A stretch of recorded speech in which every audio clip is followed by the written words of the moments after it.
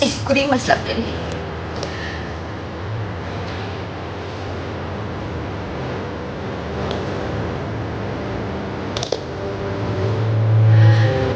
Hello. So kita lipat lah macam ni. Okay, siap. Betul tak? Okay, kita dah lipat. Wow, suara sebiji Siti Wan Kembang. Ingatkan Siti Nurhaliza, Siti Wan Kembang pula.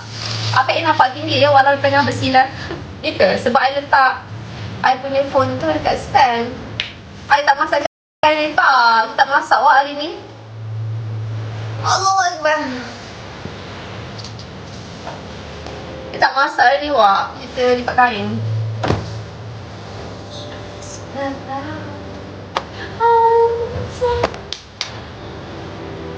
Wow, apa yang wow tu?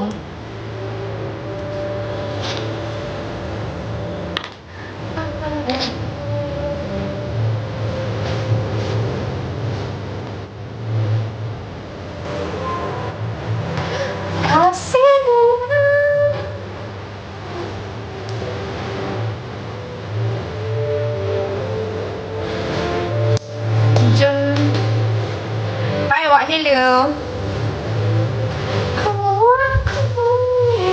Dia nak siap lah banyak weh. Mau sejam. Sebab ada certain yang I lipat satu, ada satu yang I lipat, satu lagi I sangkut. Tinggal 34 dah. Keadaan salah. 34 dah.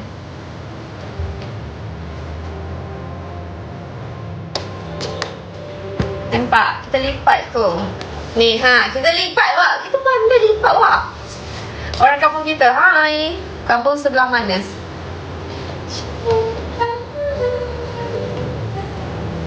Jitra. Ya, betul. Akak bawa pun. Dia sepatutnya dia version maker. 28. Pinggang I 24. Rajin lipat.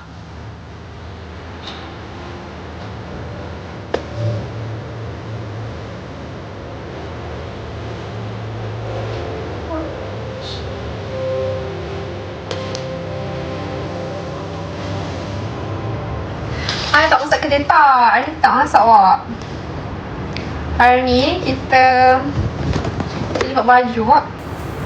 Hari ni kita melipat baju ya. Yang mana yang tak habis lipat tu kita lipat. Kita lipat wak. Berat berapa? Tapi berat lah ni sebab I baru makan. Baru lepas makan sebab I pergi makan kat Elmina tadi. Biasa je masak. Thank you so much awak. So yang mana kita nak sangkut, kita letak tepi. Macam ni. Sebab I beli sama baju.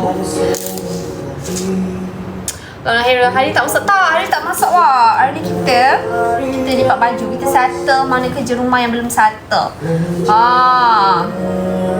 Kita settle yang mana yang kerja rumah yang belum settle. Kita tinggalkan satu bersih. Tak. Lempar je. Ya, yang lempar tu semua kita akan sangkut later. Kak, cakap lah lawak ke dah boleh. Ni I sebenarnya I suka baju macam ni sebab dia zip je weh. I beli baju ni, I beli banyak colour. Ada warna hijau, ada warna hitam, ada warna biru gitu. Berapa tinggi kak? Ni boleh nak tahu lebar I.